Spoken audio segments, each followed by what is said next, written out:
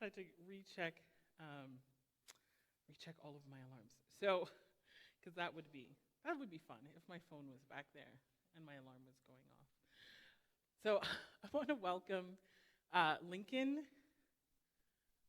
Jaiden, and Jacqueline to come on up. They're going to be our guest speakers.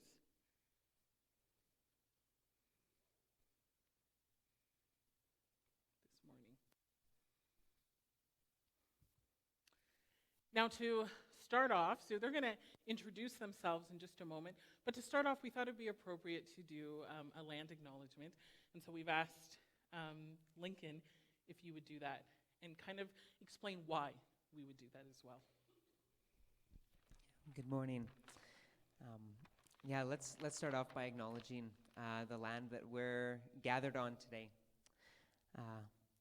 We acknowledge the traditional territories of the people of the Treaty 7 region in southern Alberta, which includes the Blackfoot Confederacy, comprising of the Siksika, Piikani, Kainai First Nations, as well as the Tsuut'ina First Nation and the Stoney Nakoda, including the Chiniki, Bears Paw, and the Goodstoney First Nations. The city of Calgary is also home to the Métis Nation of Alberta, Region 3. We'll discuss a little bit more about land acknowledgements as we go, but yeah. Right, thank you so much. So I'm hoping that each of you can introduce yourselves and then tell us a little bit about your heritage, where you grew up, and where you currently reside. Right, good morning, everybody.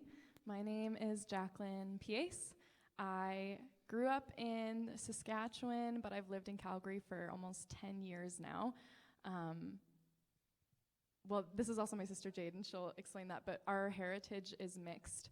Our family on our mom's side is Austrian, and our family on our dad's side is Ukrainian and Soto, which, if you've never heard of that word, it's a First Nations people group out of Treaty 4 in Saskatchewan. We're also often referred to as Anishinaabe, and we come from the Bear Clan, Fishing Lake First Nation, and Jaiden can explain more about that.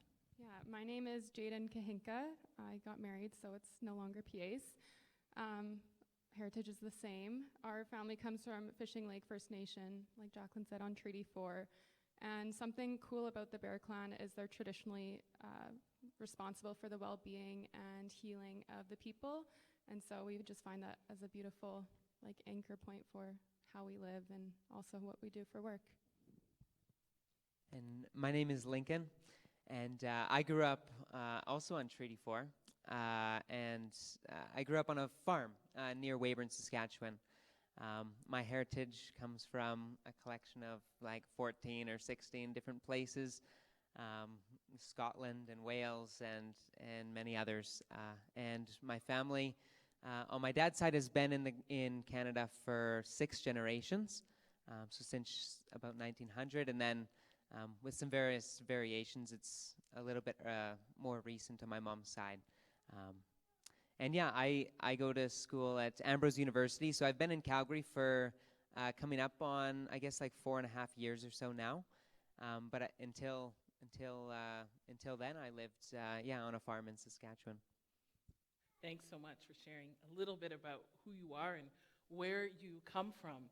So what does truth and reconciliation mean, and why are we talking about it today?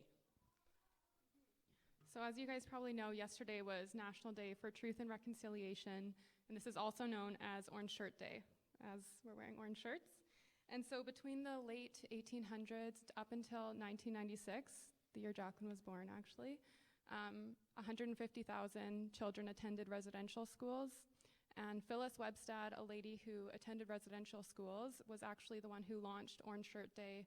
And this stems from a story of her first day attending residential school when an orange shirt she was wearing that was gifted from her grandmother was taken from her. And so this is a day that honors the survivors, descendants, and their children who never came home, inviting all ages and backgrounds to honor the stories and the resilience of the survivors of residential schools. Yeah, and I think a lot of times on days like today, maybe it's not a conscious thought, but subconsciously sometimes there can be a tension of, okay, well, why is this day important? Why can't we just move forward? Isn't reconciliation about healing? Like, why do we need to acknowledge this all the time? And I mean, sometimes people maybe will say that out loud, but I think some of us will have those subconscious kind of tensions in our mind, and I just want to acknowledge that really quick. The first thing I just want to say is that it's not a history. It was literally, the last residential school literally closed the year I was born, which is about 27 years ago. And so there's not one Indigenous person in this entire country that is not directly impacted by the system, whether that was their parent, their grandparent, their sibling, their aunt, their uncle, someone attended or was viscerally impacted, which is important. The other thing is reconciliation. The point of this term requires justice. And in our justice system, there's two things that we hold in one hand. The one is we have to have the witness, we have to have the story, we have to have the facts, as well as moving forward with justice. So we hold them together. The third thing also that I also hear a lot when we talk about reconciliation is I think we compare trauma, we compare pain. Like even like our Austrian family, like our grandparents immigrated like after World War II. They had very difficult upbringings, very traumatic experiences. And I think a lot of times we can kind of think, well, like I come from, like I had abuse and here I am, or this group of people experience it. We compare traumas, but trauma doesn't negate trauma. We don't compare, right? So we're not saying that this trauma is worse than someone else's. We're not comparing here. But what we are saying is the scope and the scale of this cultural genocide, needs to be honored. You had an entire cultures, languages, stories, traditions were like almost got rid of, except for the resilience of Indigenous people. That's why we have a day like today, because things survived. But it wasn't just abuse. It was also you had children being told that the core of who they are, their identity, their culture, their spirituality, who they were as people, were devalued. They were told that they were from the church, that they were demonic, that they were not holy, that they weren't equal as image bearers of God. And that is the atrocity that we have to honor and remember. That is what we do. We remember the Holocaust. We have Remembrance Day. We, as people, as a society, we remember and we honor suffering and pain so that we don't repeat it. So that's why we do this today. And we'll talk a little bit more about why it's extra important for us as believers, but we just kind of wanted to set that stage. Yeah, and I think it's important to recognize that residential schools are not just a part of our history, but also like the current manifestations that are experienced by Indigenous peoples from these schools. And I think there is a significant amount of trauma and abuse experienced, and what we know about childhood development and abuse and trauma is that it can significantly impact our cognitive development, can impact our learning in school, and data shows that it can impact like financial stunting. So there's a lot of current manifestations that are happening from colonization in residential schools. And another thing I just want to address is, I'm sure people have maybe heard stories from other Indigenous people or just different stories that people had good experiences at residential schools, or just there's a variety of experiences. And I think it's just important that we hold everyone's story and we recognize everyone's experience, and we're not creating a box that people are supposed to put their stories into, but that we just hold everyone's experience equally and recognize everyone's individual path. Great answers. Better than mine would be. So can you tell us, Jacqueline and Jaiden, can you tell us a little bit about your story and a little bit about your organization? And then Lincoln, I'll just get you to follow up and share, and then I'll come back up and we'll have Dr. Heather Bensler join us. So share a little bit about your stories, a little bit about your organization, and a little bit about your experience with truth and reconciliation. Yeah, so as I mentioned before, Jaiden and I have a mixed heritage, and we grew up with our Austrian heritage being very rich. Like our family makes schnitzel for Christmas. Like that's like we're talking like stereotypical Austrian. We make strudel. We like do all we're learning German as kids, and it was a very rich part of our culture, and it still is part of our family traditions today, which it's really special. And anytime someone joins our family, like your husband Carter, we get to bring them in, and it's this really beautiful like picture. But our indigenous heritage, it just looked very different. Our grandma or our cookum basically helped raise us. Like she lived in the same community as us, and she like was with us every morning and every day after school while our parents were working. So we had a very close relationship with her, but we never experienced the richness of our Soto culture. And we realize that now to be because of the harms of colonization. For our grandma, she had a very hard life, and for her that was her way of protecting us, is because for her growing up indigenous, she experienced a lot of hardship. So to protect us, she didn't share that with us. Yeah, and I think it was just interesting growing up with the difference in experience with culture being so like celebrated on one side and not on the other. And when we moved to Estevan, Saskatchewan, which is a very there's not a lot of diversity there. It was an interesting experience growing up being a little bit darker shade with darker hair, just not like no one else really looking like me. And so I think I very much associated myself to try and be a part of my Austrian culture. Everyone was so proud about it, proud for it. So I was like, oh yes, I'm Austrian and my grandma's indigenous, and I truly disassociated with my indigenous culture.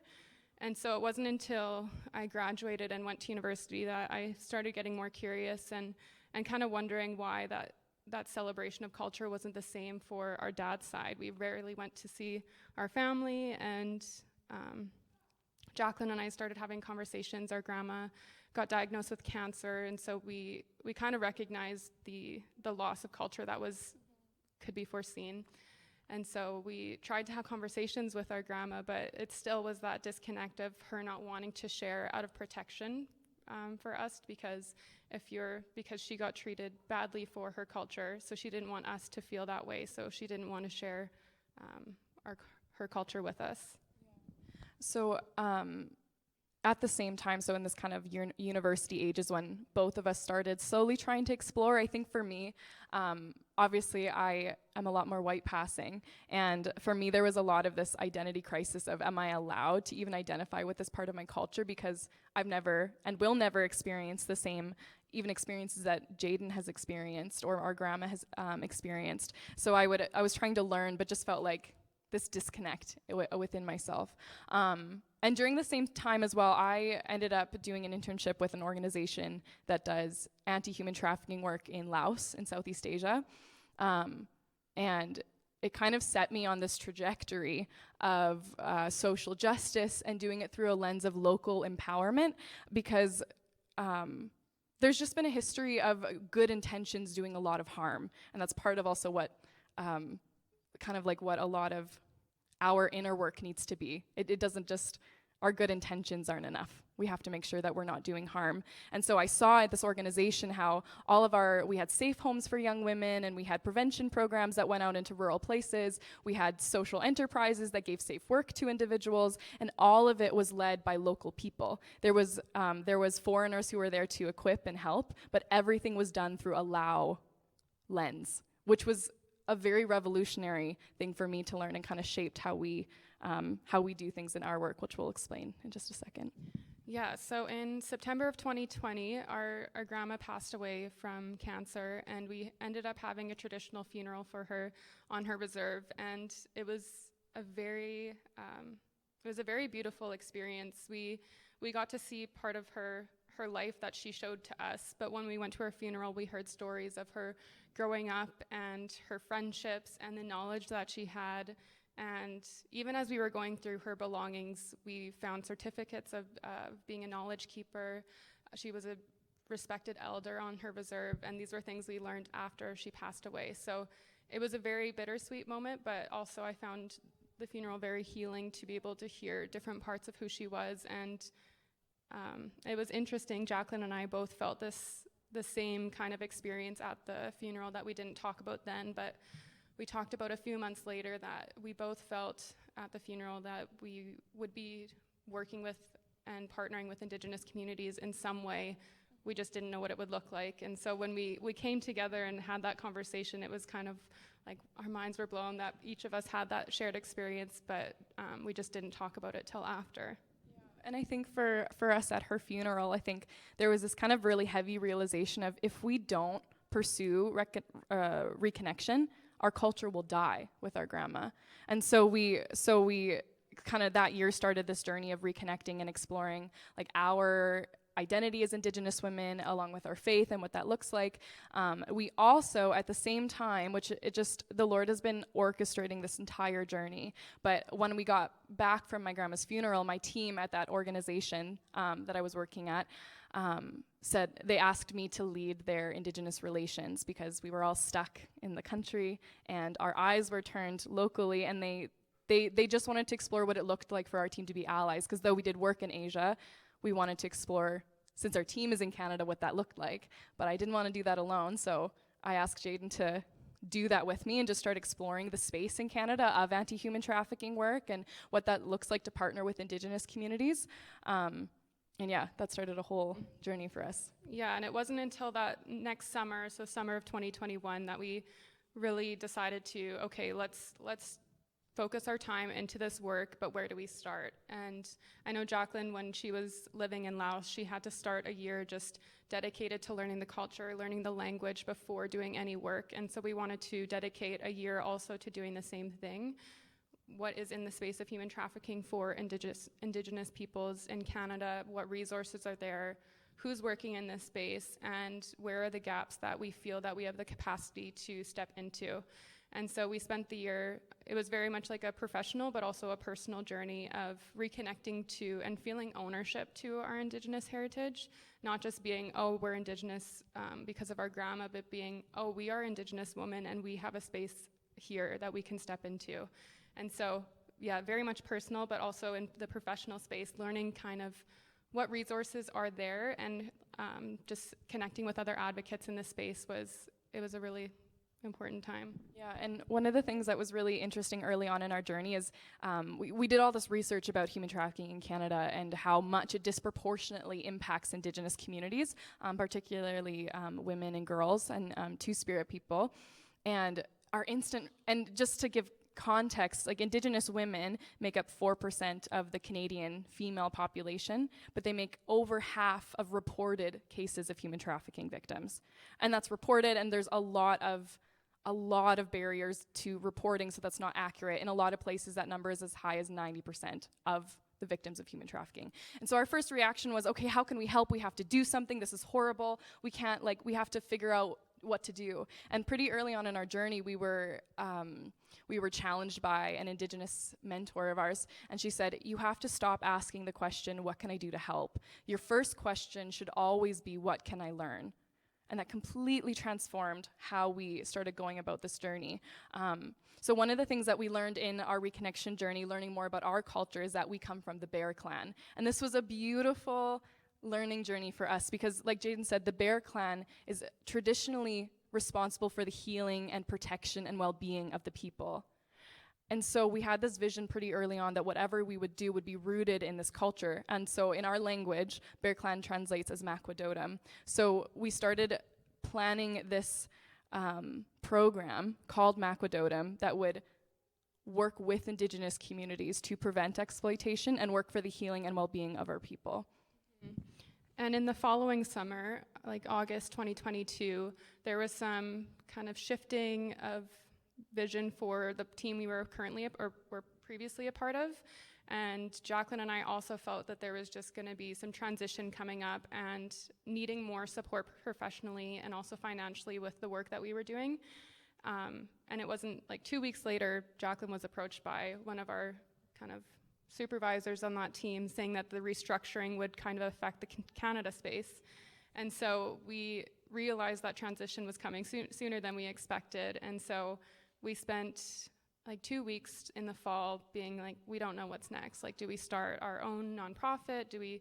How do we move forward in this? Do we have capacity to start something bigger? And so we dedicated this 2-week period to like just praying every day and being like, okay, God, we'll follow you, and what's next? We just don't know. We want to do something, but we don't know where to start. And then after that 2-week period, Jacqueline got the idea to send an email to a previous connection that she had that also worked with the same organization called Ally Global Foundation. And do you want to say that? And yeah, so that, in interest of keeping a already long story short, we ended up partnering with this charity that is empowering us to do this work and enabling us to do it through a decolonized approach, meaning we do relationship first, we always prioritize learning over going in and action and doing things in an efficient way. So what Jaiden and I are doing, we're leading a program that partners with Indigenous communities to create prevention programs to prevent exploitation and human trafficking, but through a culturally relevant way and in a way that the community itself is the people who are pushing it forward. So it's not dependent on Jaiden and I being there physically, and it goes deeper than just education. I have some papers in the back, and that there's like a little table over there if you're interested in hearing more. We have a website if you want to read more about us, or you can send us an email. We'd love to chat with you more about our work, but the heart of it is that communities would be in charge of their own healing. We believe that the answers to things like reconciliation, justice, healing, prevention, safety already exist within communities, and we just want to partner in that journey in creating that. So it's been a pretty cool journey to get there. And I also want to clarify, our program is not, because I know this is, our program isn't faith-based because we want to partner with communities where they're at, and obviously what we're talking about today, there's a lot of trauma with the church, and there's a lot of trauma with the language that we use. So we want to partner in a way that's barrier-free. But our faith is what guides the work that we do. But I just wanted to clarify that. But yeah, that's our story. Well, thank you. My story is a little bit different, and I won't be passing the mic, so you're going to have to just listen to me for like a while now. But yeah, my name's Lincoln, and I grew up on Treaty 4, which is the traditional lands and home of the Cree, Dakota, Nakota, Lakota, Saulteaux, and the Métis Nation. And this includes the flattest corner of Saskatchewan, which is where I grew up. And so I grew up on a farm, and I could see for miles without even climbing on a grain bin. I could already see for miles, and knowing I would never move, because I grew up in a farming family, I was really quick to form a relationship with the land. And I enjoyed gopher trapping. I enjoyed canoeing through a creek that goes right through our yard, and working in just the beautiful fields under beautiful skies every day. And so this is for the first many years of my life, Saskatchewan. It was my home, and it is my home, and I developed that connection with it. And very seldom did I ever hear about the first peoples that were on the land. And when I did, I would say the majority of it might have come from conversations that started because of news stories. And there was never news stories that highlighted the brilliance of Indigenous people, but news stories that talked about crime or talked about addiction and framed these as issues, over there. And that was practically the extent of my interaction with the first peoples that were on the land that I grew up to love so much and enjoy and learn from. And a couple years ago, so I study at school. My degree is intercultural studies and ministries. And so for my practicum, I had the invitation from one of my professors to join a church on Tsuut'ina First Nation called St. Barnabas Church. And it's a very historic church. It's Anglican, and it was a part of the residential school its site is located about 200 meters from the church itself where I attended and still get to participate on occasion. And I was there for a couple years. And I didn't know it at the start, but I would consider that to be one of the greatest blessings of my entire life. Suddenly the news stories were not the extent of my interactions, and it wasn't the extent of my understanding of myself either. Instead, all of a sudden I got to, I had communion, hospitality, and laughs that I shared with people. And my understanding of myself and the land I grew up on changed a lot, and I wrestled with it. It wasn't always comfortable, but these things grew, and it was very special. And then not long after, Connection at that church had me set up for my internship with Samaritan's Purse Canada in the Tahltan Territory, which is way up in northern British Columbia near the Yukon, like just a couple hours from the Yukon. And I was there for 4 months, and then the next year I loved it so much I went back, and I went there for another 8 or so months. So I got to spend a year with friends up there. And here, I knew I was a guest, yet many people made me feel like a part of their community. I experienced a hospitality that I didn't expect, especially as I told people of this plan that I had, this opportunity that I had to learn. And my role up in the community was more to learn than anything else. Like, I got to go to school and be with the kids, and I got to participate in culture and literacy camps and all kinds of things. I could not believe how quickly people opened doors for me to just sit and learn. And my friends taught me about Indigenous law, social systems, and theology, and I could laugh and cry, share and listen, walk and sit, all with the people that I had been conditioned, and my world had kind of told me were the people that needed help, that had this frame of mind that kind of was generated from news stories or from just, talk from southern Saskatchewan. And I learned a valuable lesson for my faith and life in this community, and essentially I think the biggest thing I learned is that Christians don't assume the role of a host, that going into anywhere and expecting to, be the one that dominates a conversation or even just guides the conversation and makes it comfortable was not my role at all, but instead I could actually sit at people's feet and learn stories and accept hospitality and learn. And so that was, even in a short amount of time, that place too almost became a place that feels like home in an odd way.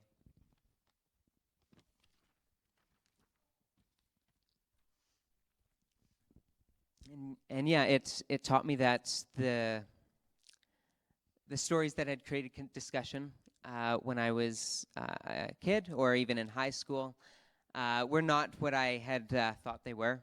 What I had been assumed to be evidence of people that needed outside help because of their own shortcomings had really been evidence of a deep colonial wound that bad theology and policy had brought upon land and people, settlers included. They were evidence of voices that must be listened to, and evidence that the church has an opportunity to take a stance of humility and lament and listening.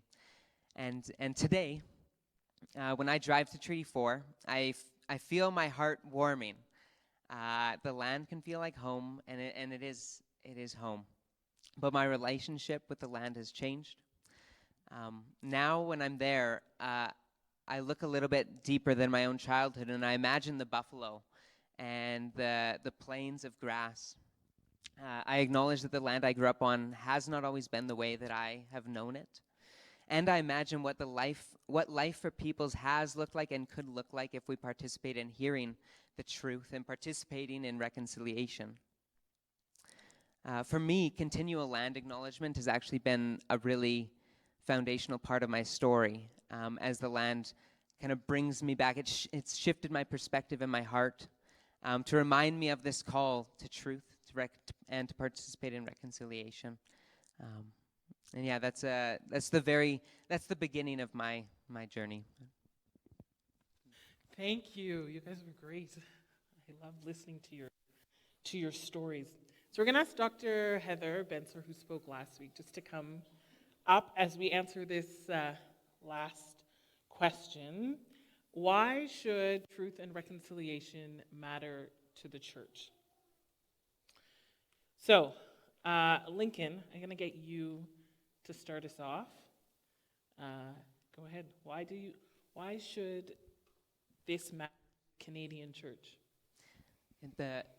The first point that we came up with in discussion was that we wanted to talk about the colonial aspects of our faith that often go unseen. And I'd like to just share one story from my life where when I was on the Tahltan Nation, one thing I got to do, I had some friends that were going on a hike. It was a 5-day hike in a very sacred area called Mount Edzidza, or Edzitha'a. And it's where the obsidian deposit was for a very, very large area. And it was a source of trade and all these things. And while on the hike, one of my friends had showed me a map. And this map had the 9 families of the Tahltan Nation. And a lot of the lines, it showed how much land was actually shared in common. The lines weren't like very strict like Alberta and Saskatchewan or Canada, the U.S. Like the borders were not rigid. And without thinking very much, I commented on that, and I mentioned like something to the effect of, this map doesn't make sense to me. And then quickly they explained, it's not a colonial map. It doesn't make sense in the colonial perspective. And that night, I kind of had a bit of a meltdown, which was not ideal because I was sharing a tent with one of my friends, and I kind of got to see how deep a lot of colonial thinking is in my life and my thought. And then in my time at Ambrose, I've gotten to piece that out and see how that's also affected theology as well. And that's the type of thing that we can talk about for hours and hours and hours. But one thing that I learned recently that has made a lot of sense to me, that's an example of just a colonial aspect of faith and how it's gotten to where we are today, I suppose, is Gnosticism is something that has been called a heresy in the church, and it's essentially when you divide the spiritual from the land and the spiritual from the creation.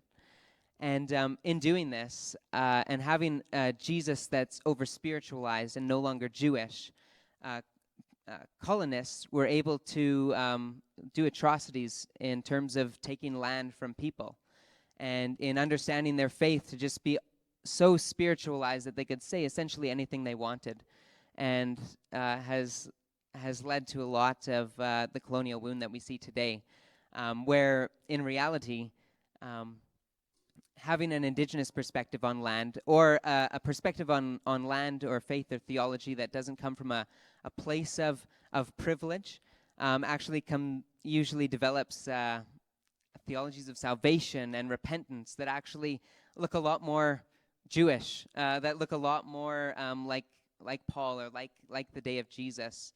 And I'd love to talk more about that with anyone after the service, and I'm sure anyone on this panel would. But yeah, that's just a little bit of the aspects of our faith, that the faith that we practice in this room has a very long history, and a lot of it, we need to think very deeply about that and acknowledge it, to see where Jesus would actually call us to walk with him, because I think that often looks a little bit different than it might have for our parents or our grandparents, and it certainly looks a lot different than all of the frames of mind that have participated and led to the colonialism and a lot of the wound that the church has inflicted. So I just saw the time. So I want to Heather to speak, and then we have time for you to dialogue with them after the service.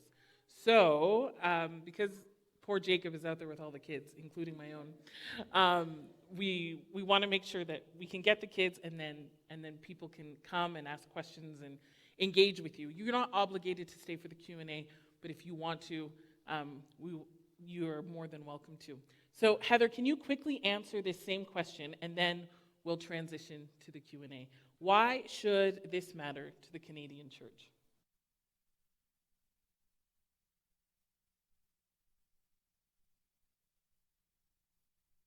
faith is about.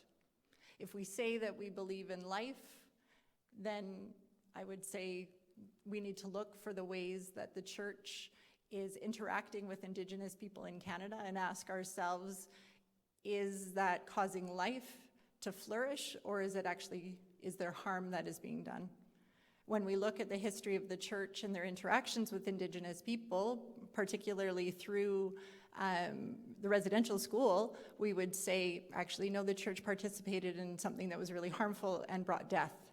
But I think we can actually look quite a bit farther back to the actual roots of our country and the doctrine of discovery, which helped to give the church, with the blessing of the church, the first explorers came here.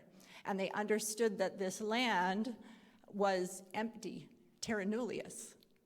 That it was, and then when the people came here and it gave them the right to be able to conquer in the name of the church and to take over the lands, they realized it wasn't an empty land. There were people here. So to then continue that really wave of colonization, we had to devalue people to say they weren't actually human. So the church participated in naming people as not civilized and not putting land to civilized use. And that was the church participating in what we now know is a true genocide and a cultural genocide. And that outworking of that turned into the residential schools. And the church participated in that. And now we know. We can't really look and say, well, we didn't know about that. We can now say we do know. And so what does that mean now for us? What does it mean to learn and listen? What does it mean to acknowledge that Indigenous communities have a wisdom and a right to be here and to flourish? And how do we as a church participate? So I think it's a moment for learning. It's a moment for reflecting. It's a moment for repentance. And it's opportunity to actually be humble. I love what they all shared. I kept thinking, I want to drop the mic. It's like mic drop moments. But I know the sound guys would be mad. So yeah, so I think I'll leave it with that. Well, thank you so much for your beautiful words. Let's give our appreciation to them this morning.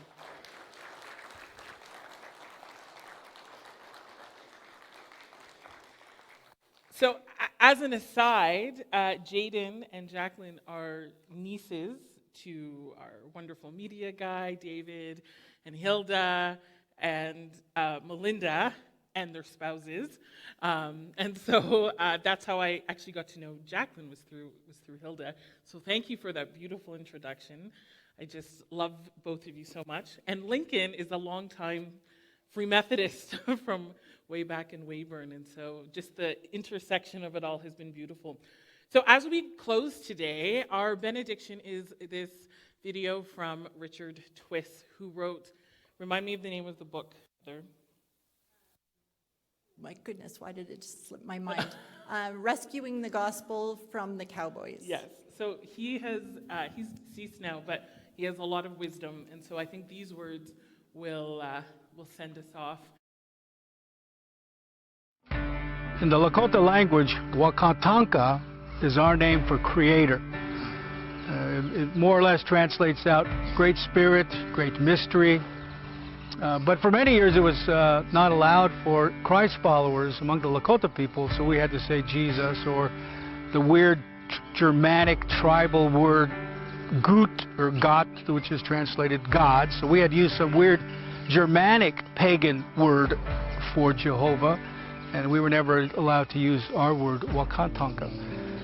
And so whenever a people group is forced to use other people's images and symbols and music and liturgy that's not born out of the soil and soul of their own lives, then it always makes Christianity a little bit somebody else's religion. And it always forces you to conform in some very deep-rooted way in terms of identity, who God made me in His likeness and in His image as a Lakota guy. And so for our people, the struggle has been for a long time, and I think the same is true for Indigenous people all over the world. When do we get to be who God made us as Christ followers versus being a good English Puritan or a German Lutheran or a Swedish or French or whatever. So this whole point of liturgy, really ways we express to God our worship, our reverence, our fear, our love.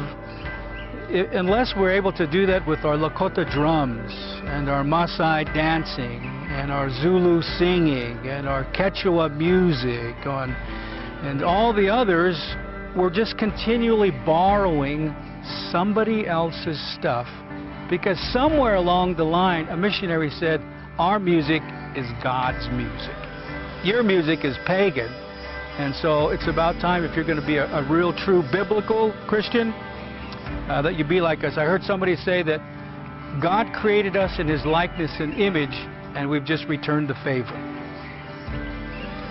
So imagine it's the conservative evangelical who says, God, you created us in your likeness and image, and so we've just returned the favor. Now you're just like us, and we're going to treat everybody the way we treat everybody in your name.